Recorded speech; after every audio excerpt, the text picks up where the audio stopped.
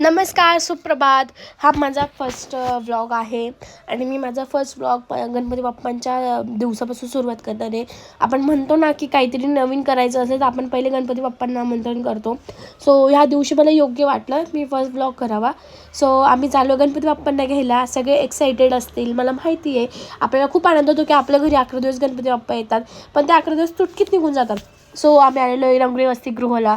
जे नाशिकच्या आहे त्यांना माहिती असेल डोंगरी वसतिगृह कुठे आहे आणि तिथे छान छान गणपती बाप्पा मिळतात. सो मी, माझी वहिनी, माझा भाऊ आणि माझी मम्मा आम्ही चाललो आहे. तिथे खूप पोलीस हक्कल होते म्हणून मी माझा व्हिडिओ बंद करून टाकला. इथे तुम्ही बघू शकतात किती गर्दी आहे. ऑब्वियसली असणारच यार, की गणपती बाप्पा येतात एवढ्या वर्षातून आणि त्यांना सोडू पण नाही वाटत. विसर्जनाच्या दिवशी खूप वाईट वाटतं. आणि आम्ही आलेलो शॉपमध्ये. हे खूप छान छान मूर्ती होती गणपती बाप्पांची, खूप छान छान.